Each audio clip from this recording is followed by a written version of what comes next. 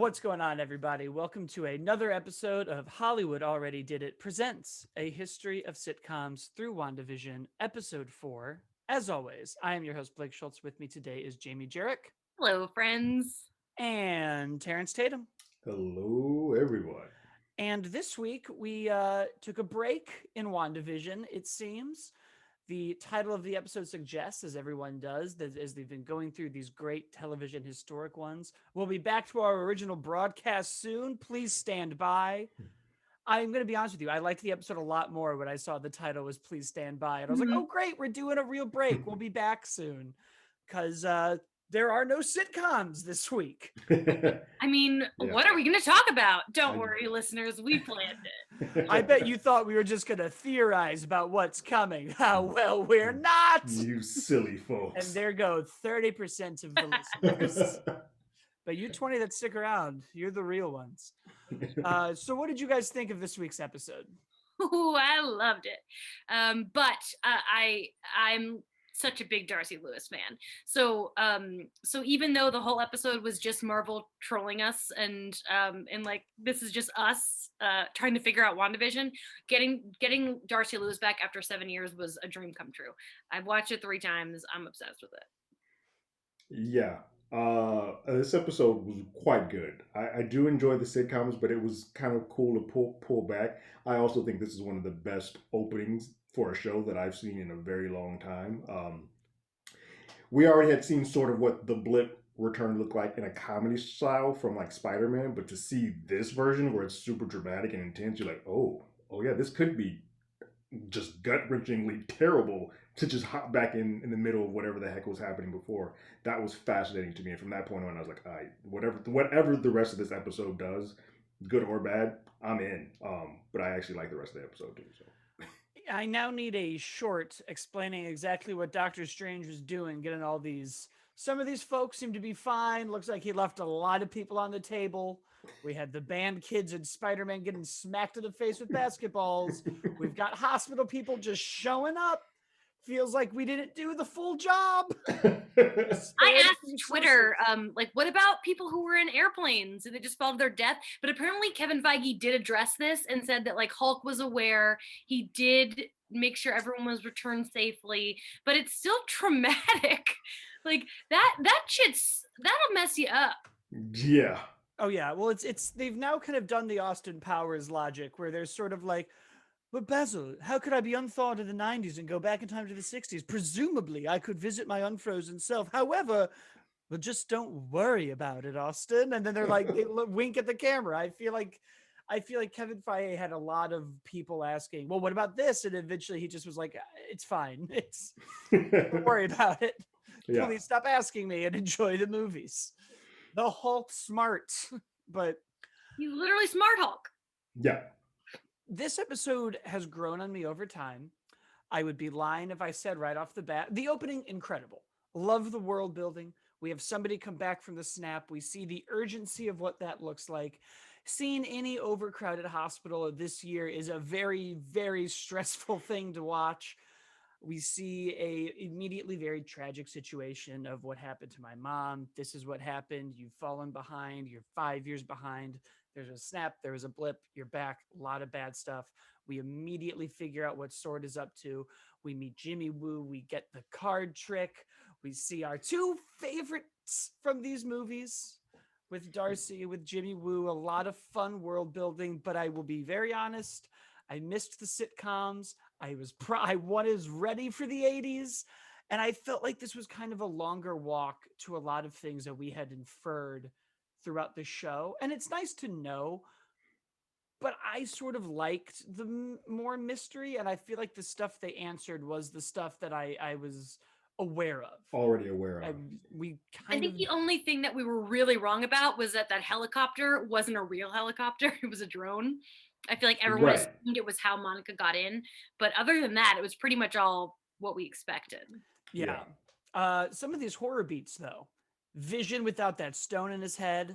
Oh, it was creepy. Her just any time travel being affected and changing. All of that stuff was great. We now have a much clearer sense of this world. I trust that next week will be back to sitcoms, but it also bums me out that the Modern Family Office episode won't just be a sword 20-minute comedy of them talking to the camera It and could be. By explaining the it. time we get to that decade, it might more be of a hybrid episode where it's half and half. They had a poster released today with like in the Darcy TV made it look like she might go in eventually. So who knows? I think Yeah. we're about to start getting, because the full length of the show is going to be about 6 hours. And so far, every episode's been about 20 or 30 minutes. So at Mhm. that rate, I think the episodes are going to start getting a little longer, and we'll start getting what's going on with Darcy and Jimmy with a sitcom next to it instead of just a Right. whole sitcom with a little bit of a glitch at the end. But It's weird that I do hope that they still start with the sitcom, only if not no other reason than I want a different intro for every decade. And I feel like the Same. only way you can do that is if you play that at the beginning of the episode. Yeah. Also, I want us to have things to talk about on this show. Correct. well, Jamie, I'm glad you said that. That's a great segue into what we're going to talk about on this show. This is a great opportunity to talk about aspects of television and filmmaking that, while important, aren't specific to any decade. So, in this episode, the history of what we're going to go over covers some of the things that we see in this show. We have an incredible cold open. So, we're going to talk a little bit about cold opens, what they are in the television world, why they're important to a show, and what they kind of bring to it, and what this one brought to this episode, which is obviously bliss for us, not for the characters involved. It's trauma for the characters involved. This episode also has a lot of what's going on with the audience. The audience is quite literally in this episode through the eyes of Darcy and Jimmy. So it is important, I think, that we talk about a side of the industry that is not talked about a lot, which is the understanding of your audience, the research that goes into television pilots. There's always fun stories of like, guess what was tested and everyone hated it, and it got 9 seasons. So there's rights and there's wrongs. And then, of course, some of the darker things that happen. We got a lot of exposition, so I think it's good we touch on expository episodes and when they help and hurt an episode. With that being said, let's kick off with cold opens. Jamie, describe a cold open to somebody who might not know what it means. Is it some sort of sandwich? I wish. That sounds really good. So a cold open, I would say argue that maybe most shows have any show with an intro. You typically has them, but they're more common in sitcoms. And I would say that if you're confused about what a cold open is, the best example I think is The Office. The Office has the best cold opens because typically in there it's unrelated to the episode. It's usually a funny little bit that happens, and then boom, the opening theme starts. And so it always comes before the theme. And there are some dramas that do it, and there's actually I really want to talk about a couple dramas that have done it eventually. But it's a total television staple, and especially in sitcoms. And I think it's really funny because Twitter has been joking about this. One of the most iconic Office cold opens features Randall Park, who plays Jimmy Woo. It's one of the Dwight pranks. Randall Park comes in and pretends to be Jim, and they convince Dwight that Jim has been this Asian man the entire time. And there's even like a family photo with Randall Park and Pam and the kids. And I think that's funny that, and now people want John Krasinski to be Fantastic Four. So there have been a lot of jokes on Twitter that maybe Randall Park should be in Fantastic Four. So I thought that was a good connection. Yeah, comedies do it quite often. I'd say, other than Office, one that I sticks out immediately was Brooklyn Nine-Nine. Lives by that. Like they do cold opens, and it has nothing, like you said, nothing to do with the rest of the show. But that's what their staples are, and then they kind of just break off and go to. There are a few dramas that do it. I feel like the biggest one that's gone on forever is the Law and Order franchise. They live and die by a cold open. Theirs actually does typically tie into what's happening with the rest of the show, but they live and die about it. But the one that I had to look at, I was like, all right, what is one of the best cold opens that I felt like didn't necessarily tie with the story, but it did do an overarching thing, was Stranger Things, the pilot episode. Ooh. That opening cold open is just like the scientist sprinting down that hallway and then just gets gobbled up, and then we try to forget about that for a little bit and we start focusing on the kids. You're like, hold on, I'm still in this. What the hell about that guy scientist just gobbled up? really similarly, that I was going to bring up is the Game of Thrones pilot does the same thing, where it's the Night Watch and they encounter whites, and then and that is what happens because there are only 4 cold opens in the whole entirety of Game of Thrones, and the first episode has one of them, and but the best is I think it's season 6 when you find out the Hound is still alive. Yes. That's one of the 4, and that was pretty epic as well, because it had been a long time since we assumed he had died. But the Stranger Things, that's such a good example. It's so similar. Like if a good pilot cold open, especially in horror, can really set you down a cool path.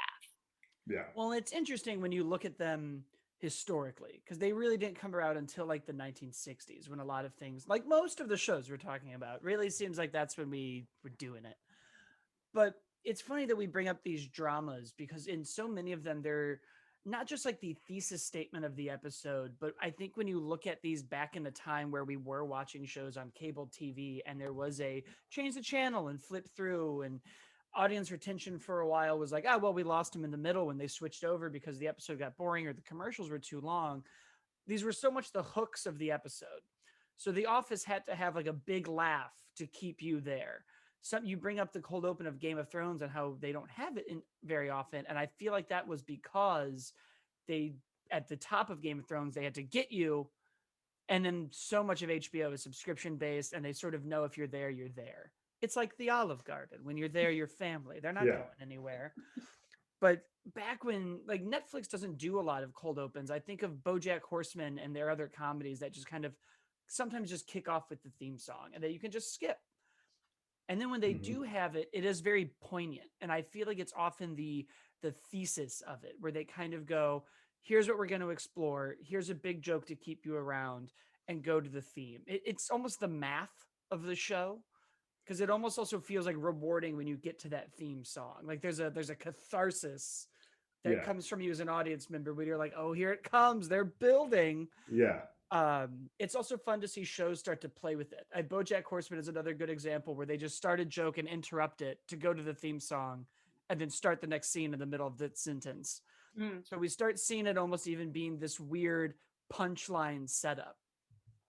What's interesting now that we're thinking about and talking about is that like network TV seems to do the cold opens more, whereas the streaming stuff puts the tag at the end to keep you watching. So they're like, all right, my hook now is at the end, so you can next episode, next episode, next episode, where they do the skip intro stuff. But that I never really thought about it that way. But yeah, most of the cold opens are on network stuff. Mm-hmm. Oh yeah, well you got to remember that that was back when, especially when we were growing up, and it wasn't just the same 5 channels. It was a plethora of everything. But I hated family members that would switch and try to skip commercials by, let's see what else is on. We'll come back. And I'm like, no, we're gonna miss. My Yeah. stepdad did that. It drove me crazy. It's like, no. Yeah. My father-in-law is a channel switcher. Like if the commercial is on, he was like, well, "Let's go see another." I'm like, "Can you just stay here? What? Why? Why are we doing this?" But I feel like one cold open I have to bring up is a Cheers cold open. Cheers also had very good cold opens, really good bits. Oftentimes they had really funny guest stars. It was Cheers is a top tier cold open show, and in one of the very first episodes, an early episode, one of the regulars comes in and says he's been working at like a biology lab and doing tests and stuff, and everyone at the bar is like, oh, it's cool, it's cool. And then as soon as he leaves, they all wipe everything down really frantically. And that for a while, it might still be on Netflix. Well, no, it's not on Netflix anymore. When it was on Netflix, that was like the like little thing that Cheers they would play for Cheers to tease you into Cheers. Like the And trailer for it. yeah, and last year people assumed that was new for COVID. Yeah. But that's not true. It was always that. But the thing about it that's so fascinating is that it's the only hold open they used twice. At the end of the season, they brought it back and showed that footage again.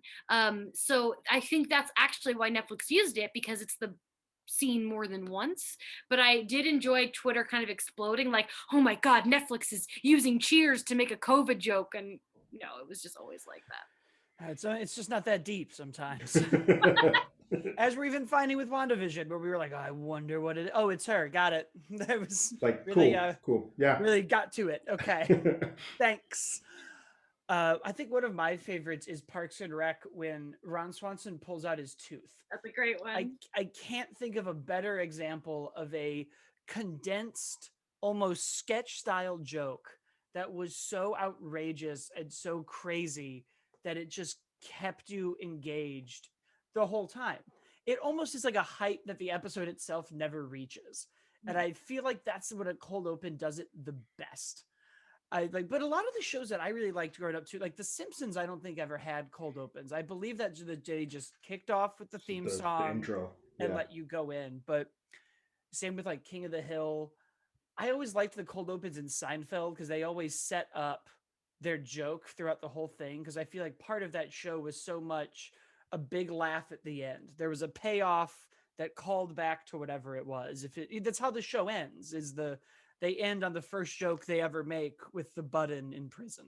Right. They're just like, is that the same button? It looks different than the other ones. And I think so much of things like the contest where it's almost not even a joke, but we have to sit down and have this very real conversation that anyone would have about like, well, you can't go as long as I can without, doing that. We get a hilarious story about George's mom catching him in the act.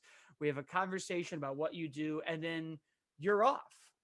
They almost do it as more of a building block for all the jokes that are going to go through. Without that cold open, you don't get George talking to his mom in the hospital about it. One of the best Estelle Costanza scenes. It's a shame you can't do that for a living. People would sell out stadiums to watch you. What a great episode. That's what we need the WandaVision Seinfeld episode to be. About masturbating? I think with Vision, it would be very interesting. Well, we did recently learn that Joss Whedon was obsessed with Vision's penis. When did we learn that? Oh, this was like a trending topic last week, where apparently in Ultron, Whedon was like very adamant he really wanted to show Vision dick, and like I think he made them like draw concept art for it or something. And in his defense, I have too wondered about what that looks like, but also we didn't need to see it. I'll leave it to my imagination. I mean, I'm sure it would be great. They're not going to give Vision a bad. Like the creation's not going to get a bad one. No, I always pictured the eggplant emoji. Right. He's not going to get like Michelangelo. That makes sense. It's not going to be some like Renaissance dick where you're like, oh man, look how small that is. He's going to have, he's mighty. And he can seemingly control it. I don't think there's any conversation about this. He just figures out what people need and he gives it to them. Well, I feel like since we're talking cold opens, we should maybe a quick inverse of that, and how it's interesting that WandaVision isn't doing post-credit scenes, because that's such a Marvel thing, and it has been weird. And as an Agents of S.H.I.E.L.D. fan, that was always so cool that they always had a button at the end of most episodes, because it was a Marvel staple. And I think it's interesting that they've chosen not to do that. But that's not really a sitcom thing. It's more common to have something in the beginning than the end. So it makes sense for the genre, but it is a little jarring. I still keep sitting through those credits waiting. I'll say it is jarring because you'll see on Twitter, especially those first 2 episodes, people are like, I sat through all of these credits and I expected something to pop up because we've been so conditioned to like, just stick around, just hang around. They're going to show me something. And even Mandalorian did it, which is a plus. So that's so funny because I was not expecting anything in the credits post this. I think I went in with this built-in idea that what Disney is going to want me to eventually do with this is press play like I've been conditioned to do on streaming and just have and the story is not done. So I don't think I expected them to tease me anything until the very end. Then I'm sure there's one in the last episode. Yeah, I said with the last episode is probably what I think when you think of this as what they're intending as one big film to split up into 9 different parts, then like, oh yeah, it doesn't make sense to put a post credit in the middle of 4 and 5. At least these first 3 episodes of WandaVision and the 4th notwithstanding, the cold open was really used to introduce us to whatever world that we were seeing. And I think one, it is a very sitcom trope. It's part of the history, but it brings the audience into, we're black and white, we're Dick Van Dyke, we're doing Bewitched, we're doing the Brady Bunch. Here's the situations that's going to be happening. And I think a post credit scene might have serviced the show by having you have a little bit more of the mystery at the end instead of just this like quick glitch and figure it out.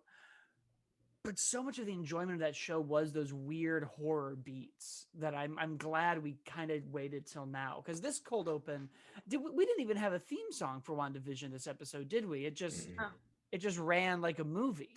Yeah, it just did Uh, the Marvel Studio credit was the thing. Which is why it still counted as like a cold open, because we got the We did have credit a there. Which was like, placemaker. because Endgame had the was it the Hawkeye's family? Hawkeye with Yeah. his family. Yeah.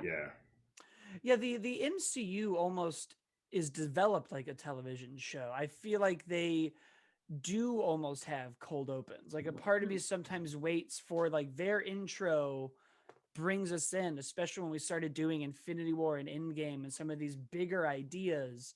They would do a kind of like mini first act to kind of catch us up on what it was before they gave us a theme song we had been following as long as we followed something like Game Yeah. of Thrones. That Mhm. had that same refreshing feeling. I love seeing the logo, and every time it's different. I do the Leo DiCaprio pointing meme, but I'm like, oh, they added Tony snapping. Yeah. I really love kind of a little slightly off topic, but when a film does like a late credit, it's like, oh, this is going to be good. And I think the most recent example is One Night in Miami.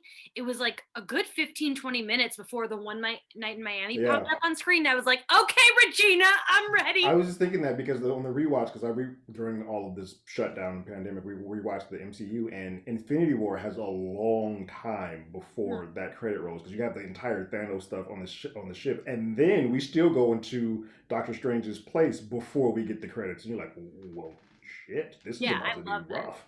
Yeah. I think my favorite cold open, and then I'll move us on to kind of our next topic, has been recently, and it shows you all the difference you can do with it. The way a cold open works for storytelling, right? Which is just like kind of an exposition dump with a joke. Here's what the story is. Has been an episode of AP Bio, which if you're not watching AP Bio, you get on Peacock right when you're done with this and you hit the subscribe button to be able to stay tuned for more news and updates on our show. You go to Peacock and you watch AP Bio.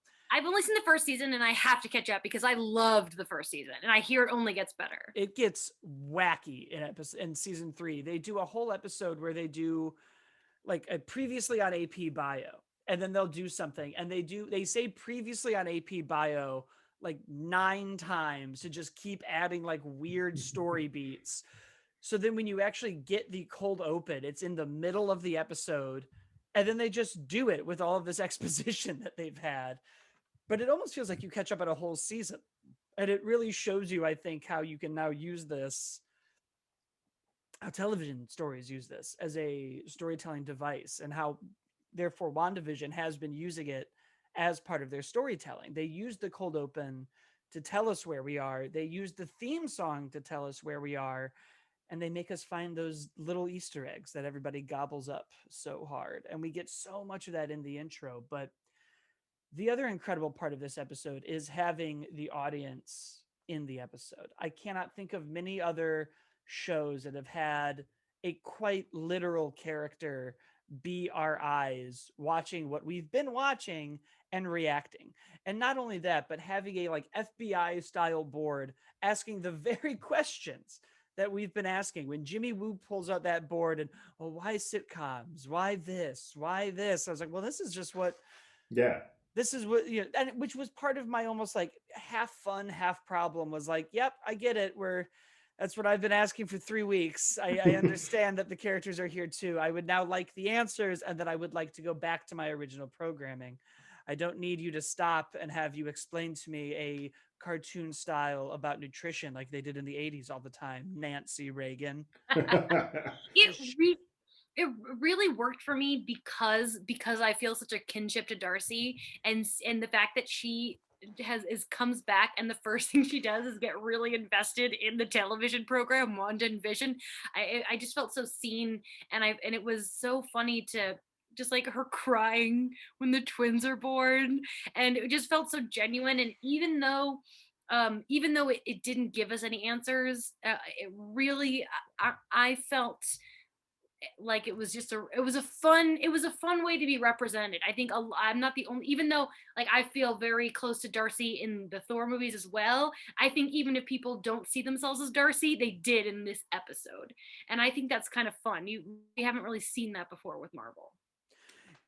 Yeah, you sort of take the two characters that we already sort of know, so there is already some type of connection, and they also aren't superheroes; they're just regular people, and you put them on the board to like, all right, guys, there are a bunch of you who don't quite understand what's happening right now, so this is the best way that we can go ahead and explain it. We'll show this through the eyes of them, and yeah, Darcy and Jimmy just having a ball, eating chips, uh, Jimmy going on his rant about wanting a kid, and she's like, "No, I meant, did you want a chip?" It's those type of moments just feel so human like in a series that up until this point has been something completely different, and I think that helps sort of bring in some audience members that were not quite on board.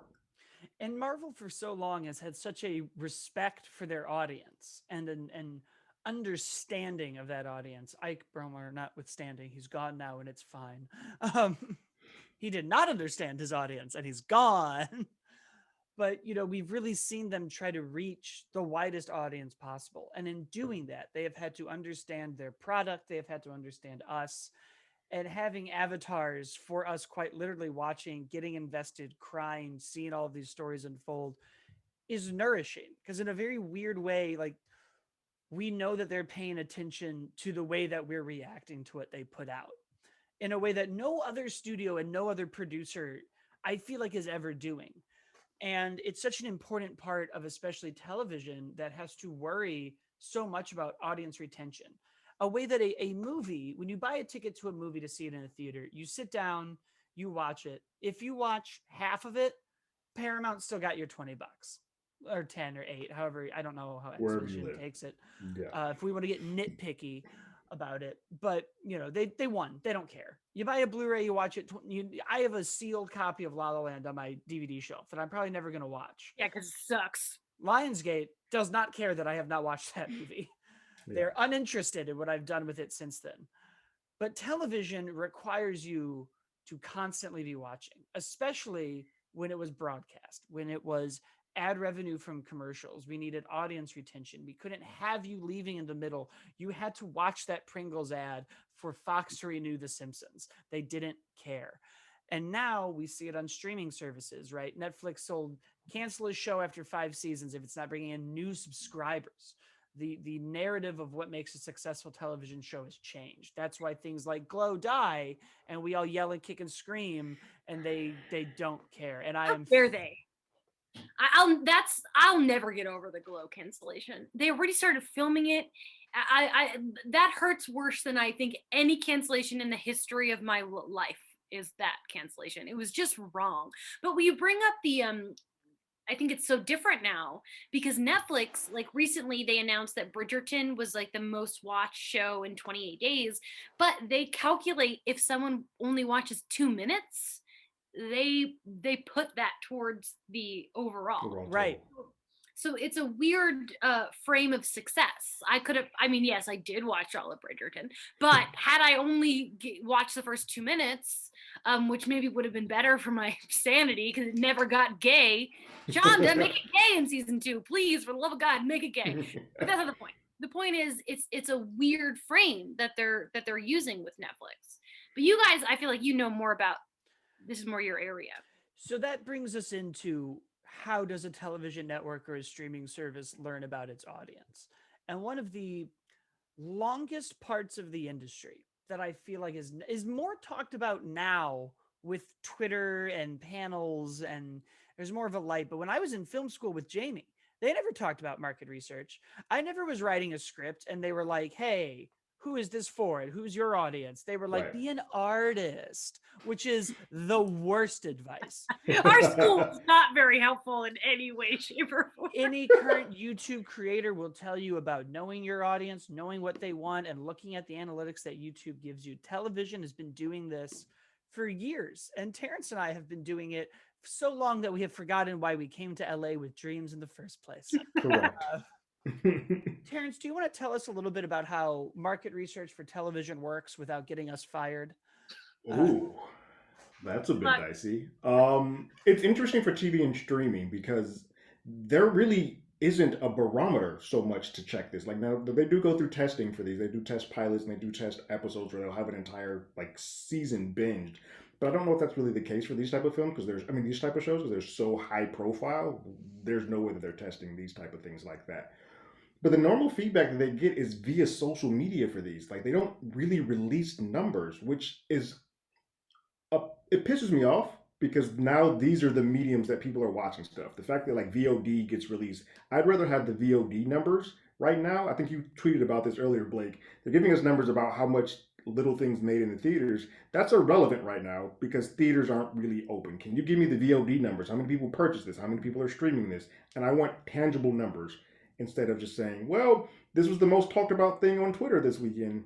I can't really quantify that, well, but these that's streaming services do.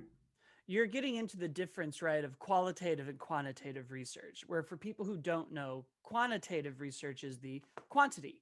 If I have 12 people who tell me that a movie is good in a focus group, great, my movie is good.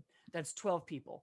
They don't represent us. I think all of us in this Zoom call right now can go, we are part of certain groups and demographics. I don't represent every straight white male. Terrence doesn't represent every African American person, and Jamie doesn't represent every woman. So it would be ridiculous to sit down and ask us what we all think about a movie and then go, "We did it. We We got made them a all. movie for the whites." Uh, but what they do look at then are what they do. They break down these demographies by ethnicity, by age, by gender, by everything you can imagine under the sun, and it's getting more nuanced as the demographics get more nuanced. Yeah, as So when there we ends up with sectors within each sector. Right. And then, Terrence kind of talked about getting the numbers. That's how a movie does. We put a dial on, people watch something, we know when they tune out, when they're tuning in. If you do a movie, you get numbers at the end, you put them into a graph, and then I think that's where I have to stop talking about it. I think so. When we tested, um, this is all just like if marketing, advertising, and research, it's the same thing. It's just that there's more guardrails up in the entertainment industry. They've been doing this for so long, and sometimes they're right. You look at something like True Blood, which did not do well, and the advice they got was to add the intro to the show. It's raining. I believe it's like raining, and there's clouds, and there's a little bit of exposition and a voiceover. The showrunner was adamantly against this. They've talked about this in interviews. This is not me spilling NDAs. This has been discussed. Correct. They added this, and the show blows up. And to this day, that showrunner has to swallow the pill of like, my artistic and direction told me no, but this told me yes. I had a marketing teacher who once told me that in entertainment, it's got to be 51% creative, 49% business.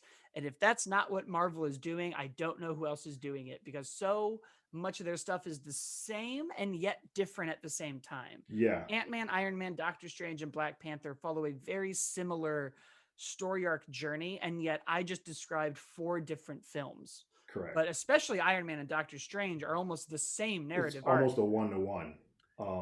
Yeah, and it's weird because I think that's sort of the case with this. The WandaVision was the first time that they started doing something different out the gate. These first 3 episodes are very different, and doing so alienated or confused a great deal of people. And so I feel like they always know. I think this was Jamie. You can kind of attest to this. They only sent the first 3 episodes out to folks because yes. they knew that these are very different. That once we get to 4, it's going to explain some things and be more for the quote unquote casual Marvel fan. Mm. I think. Sorry, keep going. I think that this episode sort of does its best to act as sort of an equalizer. Like there are us, we're the diehard Marvel fans. We know we had theories and whatnot from 1 to 3, and we're kind of like, all right, this is what it is. I know what we're doing. But there's the casual fans, like my wife's one of them, who are like, I like this, but I don't quite get what we're doing. Or the people who are like, this is boring. This is black and white stuff. I'm checking out. This episode happens, and they're kind of like, oh, got it. Now I get it. And Marvel probably always had in their mind, like, we're going to start off being weird and doing some weird stuff, but we will actually come back and bring those folks in so that way from this point on, we can continue back doing the weird, wild stuff we want to do. You're nudging on one of the interesting things that also happens in research. When you look at a very well-documented show in the 90s, Seinfeld, terrible test. It bombed. Nobody liked the pilot. They couldn't find an audience for it because the important part, and then I'll just tell the story. The important part of knowing your audience goes beyond just knowing where to put up a billboard. It becomes that retention. If I know what every different demographic is getting out of something, or if they feel represented correctly, or if they feel represented incorrectly, we can make creative decisions to make a show better and more important and be impactful to the community it is. I very much believe that stories are some of the most important things we have. And if you can't figure out who needs that story, we're at a point in the world. If a tree falls in the middle of the woods and the wrong audience is there to watch it fall, or no audience is there to watch it fall, it just fell in the woods. Seinfeld did terrible. There was a untitled nun comedy that tested at the same time about nuns in a convent that tested really, really well. Guess which one of those shows just sold for millions to Netflix? But just because a show's success doesn't mean that the test got it wrong. No one talks about the Seinfeld pilot. We talk about The Sponge, The Contest, Michael Richards' post being problematic, but we don't bring up the test often. And Terrence, when you bring up WandaVision and these first 3 episodes, I think Marvel knew that if we had tested a focus group of just black and white WandaVision, you probably would not have gone to series. This is the Right. episode that makes you go to series, and streaming and network television are different animals. We kind of know you can probably hold on to the Marvel audience for 3 episodes of experimentation before you got to give them the sauce. This is them knowing their audience well and also knowing their product and trusting it. It's a very rare combination, I think, that WandaVision has of them going, just stay with us, guys. We've earned your trust. And us going, okay, Right. you have. Let's see. And you have Kevin actually releasing statements saying, like, guys, we've earned this. Stick with us for a little bit. We'll get you. Episode 4, I trust you will get this. And that's where we stand now.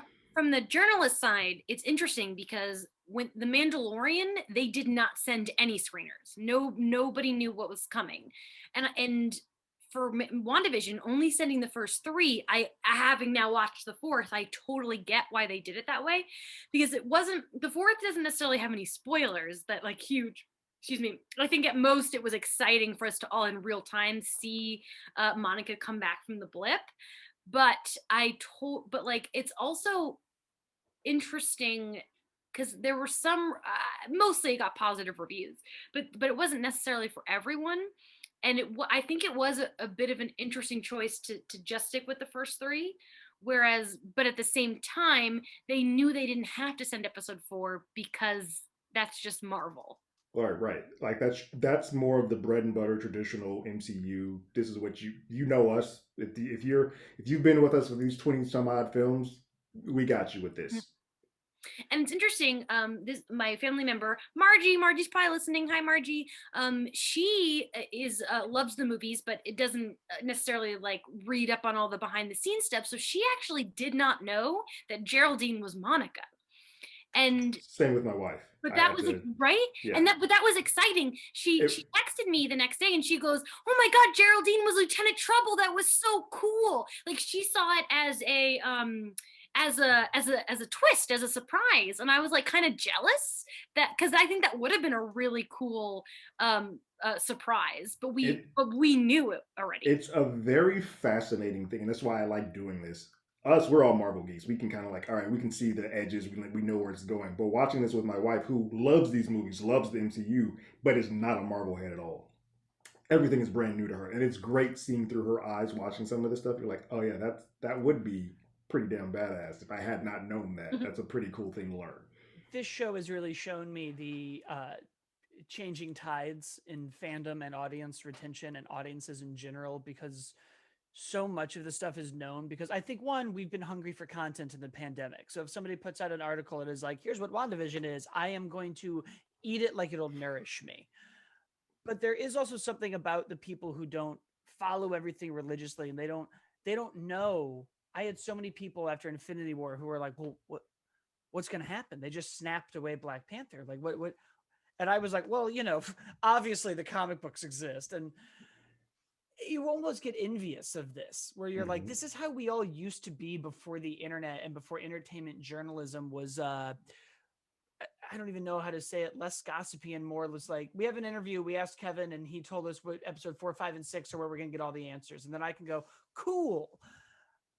it Right. almost makes you jealous of the week to week approach where who shot Mr. Burns was the biggest thing when I Yeah. was a kid, right? Where I'm like, Yeah, who did it? like seeing a kid come out of Infinity War wearing a Spider-Man outfit, bawling, and Oh, I was just like, oh, I don't, I'm not going to spoil anything for you, kid, but it's going to be okay. But I love that through. I would love to have been that kid coming out with my Black Panther outfit, like, oh my God, they took Black Panther. Like, it's just a world that we don't.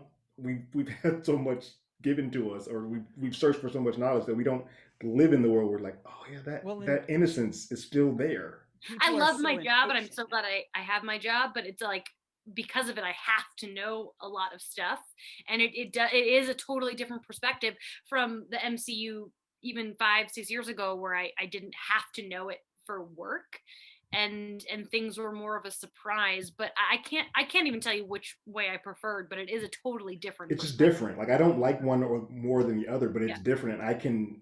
There is a certain earnestness and honesty that comes in when you're just going in like blind. You still like it, but you're going in kind of blind. Well, and it shows you some of the impatience I think we're starting to get as audience members. We're either used to a show dumping everything right away and we can burn through it in a weekend. And now so much of Twitter was just like, well, I want to know this, and we got to know this, and I want to know this. And it didn't even feel fun. The speculation with WandaVision never felt fun to me. It felt pushy. I never like when the Mandalorian was being speculative and we didn't know who was the Jedi that they were reaching out to and what could this breadcrumb be and where could we go in the universe and what was that Snoke clone about and or if it was a Snoke clone and that always felt very much more of of wonderment of like, well, where can we go and what do we know? Where with this felt so much to me like everybody was just going, well, what is it? I want to know what it is. Hurry up and tell me what it is. Right. I Like want to when know does what it this get good? is. Like I want to know now because this isn't like I want to know now so I can get to this point. It's crazy because it is good. Like you Yes. know, people, I at first was like, oh, I kind of wish this was all at once because I'm so curious, but that's impatience. I mean, we're a sitcom TV podcast discussion, and literally, if they didn't do it week to week, it wouldn't be the right homage to this genre. Right. It is literally, it would be a disservice to television and the point of this whole show if they dropped it at once. A part of what these old sitcoms were also being water cooler talk. Like you would go home and you would go to the office and be like, "Oh, did you see that episode last night? Yeah, that was crazy." And you spark a discussion. That is a part of also what this is. I just think people have been so conditioned with dumping everything and binging that they're now kind of like, "I need it all at once." And now when they're being forced to kind of do something differently, in addition to something that is also unique, it's just like frying their brain cells. And I think that's good that we have these arbiters of the audience in the show now to it's almost a release for us and they have to wait. They're like in doing a case. There is no getting ahead of it. There is nothing like that. So almost having them be forced for the sake of both narrative and like realism in the air quotes because it's a comic book show um, I think helps aids us a little bit in that but it's interesting when you think about the audience and the history of the audience because I even think about the Seinfeld pilot again where Elaine was barely in it which becomes a joke in season 4 when they're writing a pilot that test gave us Elaine so if they're like that was what the voice that the audience has said was missing. So it's interesting when you then look at this show and you go, well, there was clearly something missing in the pilot. They made us wait and we're all going to be better for it because they get it. They understand it. But the other thing this episode gave us was all the exposition, which is kind of the last thing that we're going to talk about in this episode is the expository episodes of TV and when they can hinder and when they can hurt. So Jamie, tell us a little bit about exposition in shows and what it means. I'm sure everybody knows what it means. I saved the obvious one for the end, but explain to us as the show had to explain. It's a I meta mean, joke. I, I mean, obviously, exposition, what comes before, how it all comes together, and in this case, in the case of WandaVision, it's exposition meets a new perspective. I mean, I think the best example, and I have three examples I want to talk about, but I think the best comparison is in Lost when we see the tailies.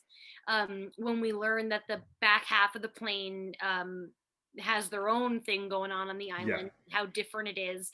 I think that's very similar.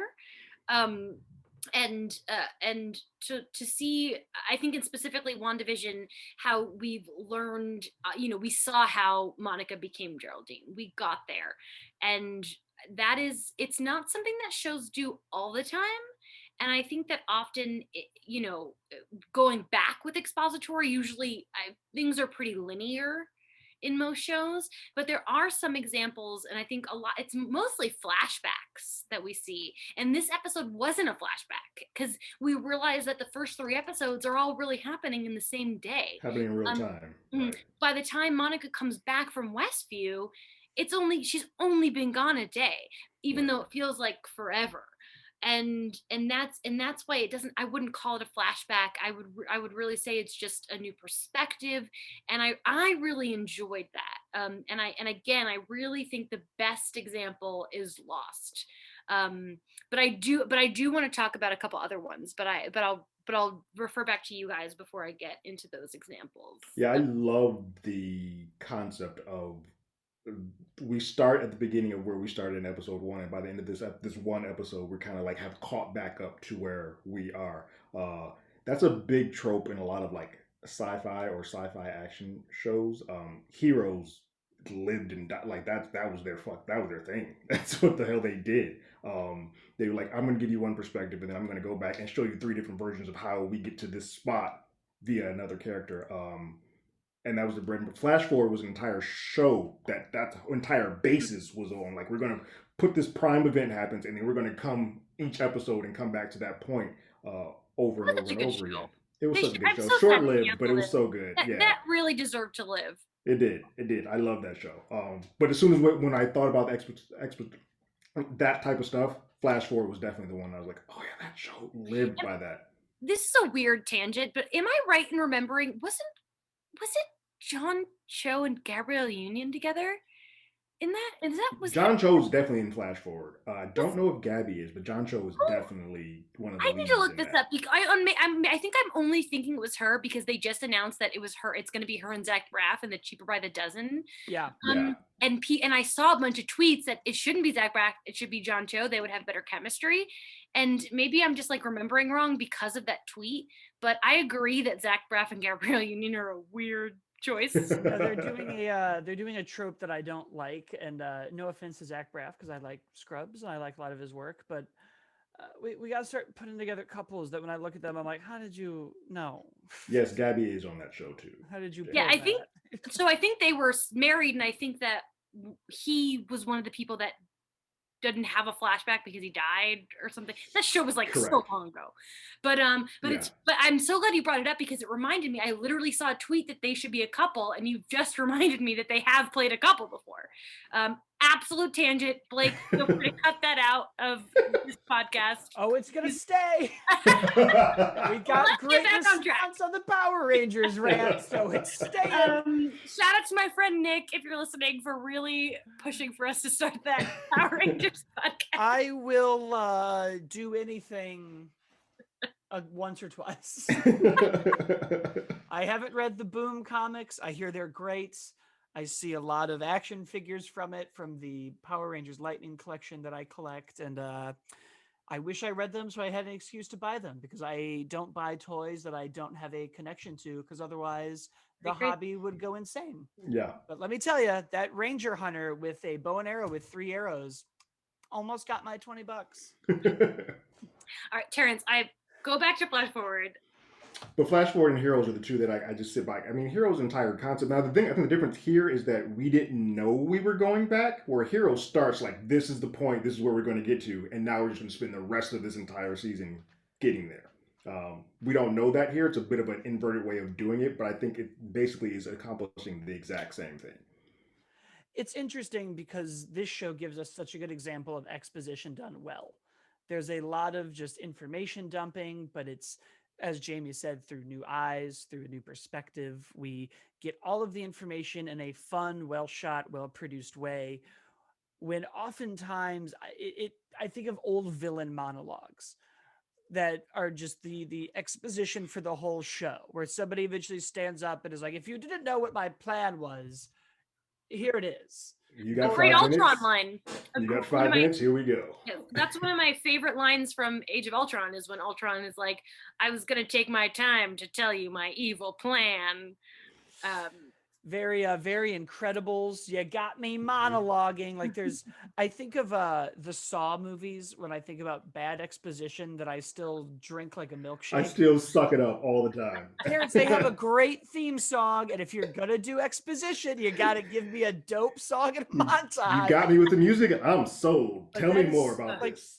when exposition is on the nose and it's static and it's because it is important to a story. I feel like what happens to a lot of sci-fi shows that get canceled or don't make it are that we go, well, it's just so confusing. Like I kind of need somebody to stand up and explain the rules of the world, even in superhero movies, even in Marvel. We needed exposition in Ant-Man to be like, here's how the Ant-Man suit works, what it does, where we are, what we're doing, go. I think a lot of times in the Marvel movies, they do it up top in the origin. We get most of it there and then we go. We got it in Infinity War when Doctor Strange had to just show us all the stones and go, here's what they are, here's what they do, here's what happens if we get it. You now know the stakes. Now enjoy the flashing action for the next 2 hours. You've got it. Yeah. And so often shows do it poorly. And when they dedicate a whole episode to it, I get frustrated. I think of some later Heroes seasons that just have to have Peter Petrelli's mom sit down and be like, well, Peter, we used to be part of sort of like an X-Men type team. Secret organization that this guy you have not met yet. We are all just in like this together. Checking the watch. That's just like a bad retcon at that point. I do want to bring up my top 3 favorite shows of all time. All have really good examples, and I'd love to talk about them. All you. So I'll first start with my 2 favorite shows of all time are Buffy and Angel, and it was a cool. They didn't do a lot of. They did some crossovers throughout their times airing at the same time, but one of the coolest was season 5 of Buffy and I think season 2 of Angel. It was the episodes were Buffy episode was Fool for Love and the Angel episode was Darla, and they aired back to back that night. And we see the Fool for Love episode on Buffy, which is kind of a history of Spike, who's my favorite character. Spike's amazing. I love him so much.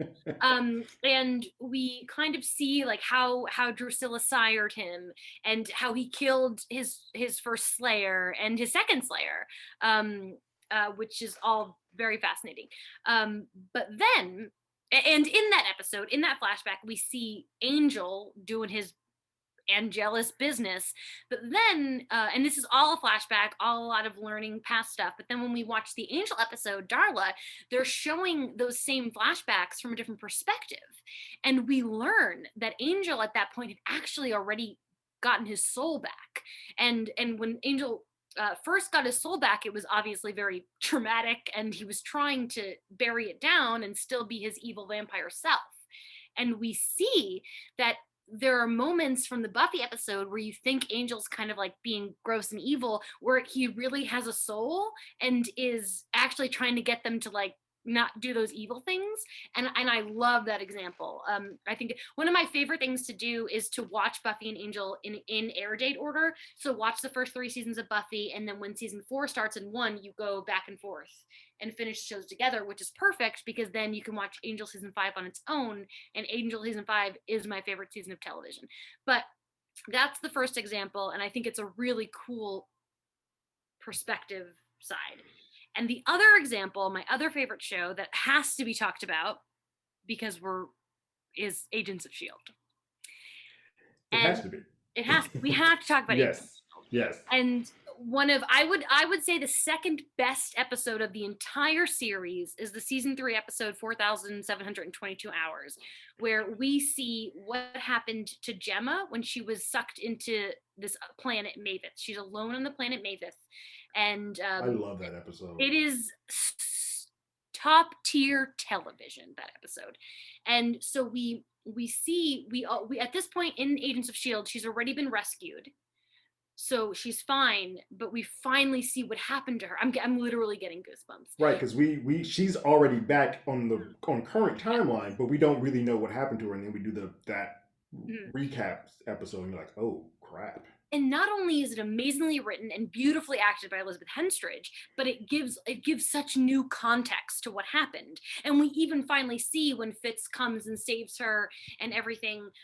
It's such a cool way to see what happened, and we learn that she wants to go back because she had a lover on that Yeah, planet who she wants to save, and that's amazing because of we're a big Fitzsimmons shipper. right. They're my You're favorite shipping them, couple. but then you're like, well, You you were on understand. that, you were out there for a long time and Mhm. didn't think anything else was happening. Yeah. Yeah, I would have banged the hot astronaut too. Right. And I also would I would like to plug. I'm wearing an Astro Ambassador shirt. Please follow my friend Alex Framework Fits on Twitter because she has really cool Agents of Shield merch, and this is a cool full circle because we know that Agents of Shield wanted to use Sword and they weren't allowed to, and we now know it's because WandaVision is using it. And Yeah. Astro Ambassadors was kind of a joke in the series finale because it's like very clear some of the characters are now Sword, but they're not allowed to say it. We can't state that. Yeah. And that's why like there are so many Shield connections in WandaVision. Like almost every episode, with the exception of the first episode, have had moments that feel Agents of Shield. And since Agents of Shield is in my top 3 favorite shows, I'm just like really waiting. Yeah. But another example, I really rambled on about these 3 shows because we can't have a TV podcast without me talking about Buffy, Angel, and Agents of And Shield. Agents of Shield. It's fascinating though because I really do think the big point, like you said, is the reversal of seeing it from a different angle, or even seeing a scene differently, or like seeing the end of this episode when Wanda, we get to see the full scene of Wanda and Geraldine, and you're like, oh, she lost, she was got it. Don't piss this woman off. She went full on like, not today, not you got to get the hell out of here. And I love seeing that. Like I love seeing that, and I love we still get a bit of a hint that the general audience, and this is why they're seeing it almost the same way that we did. That was scrubbed from their viewing of it. And I was like, oh crap, we're still on the same page as them, but there's a lot more happening that Wanda's like, nah. Yeah, we're seeing the importance of exposition and audience retention this week, I think, because it wasn't my favorite episode of the show. It's a lot of people's favorite episode of the show, to which I go, well, then you don't get, no, it doesn't matter. You like what you like. I'm not here to be upset about that. But we're seeing how important it is to eventually tell people what's going on in your show if you can present it in an entertaining and engaging way. We're seeing a lot of people that were almost on the cusp of dropping off suddenly going, I'm here, top 5 shows, let's do it, like pump it into my veins. So it's interesting to see all at the same time how this show has benefited not just from the history of TV, but the tropes in it. The importance of knowing your audience and doing your research. Marvel is a company that does not work with Terrence and I as a research company, but I assure you, they're figuring out that audience. Kevin knows it better than any producer out there. They've understood it for at least a decade. They've known exactly what makes a character work, why a story in the comics connected with an audience, and how to bring that to life. So I think they also knew that this was the beat to give us the exposition. So we've seen the importance of those two things combined give us an episode that has retained this audience before they have clicked away. And if you haven't clicked away from our show, now is a great time to hit the subscribe button and stick around for more. Leave us a comment in the comment section. Let us know how we're doing. Let us know to keep these rants in or out. You know, I think they're great. Obviously, I have a Power Rangers hat on. We can do this. We'll just subvert it. But you should also then go and follow the show on Twitter at HollywoodADI, on Instagram at Hollywood Already Did It. I, of course, am at, as always, Blake. Terrence is at Terrence Tatum, and Jamie is at Jamie Cinematics. You can listen to Terrence and I's other podcast. You can't do that anymore, where we take movies that have not aged well or with grace or just don't work with audiences nowadays. A lot of good stuff going on there. 16 Candles is about to come out, and let me tell you, you can't do that Ooh, one anymore. no. But important for audiences and the industry because now we have things like Spider-Man Homecoming. a lot of mixed bags. You can, of course, listen to all the old episodes of Hollywood Already Did It and more trailer reactions and whatnot on our channel. I, of course, do another podcast, How Do You Figure, about action figure and toy collecting. Go listen to that. Certainly, Jamie's Power Rangers friend should go listen to the Power Rangers episode of it because it is, I think, one of the best recorded podcasts I have done of any show. Jamie, of course, works at comicbook.com, and you can read her wonderful articles and take her quizzes on BuzzFeed. And I believe that is it. That sounds good to me. Great. Indeed.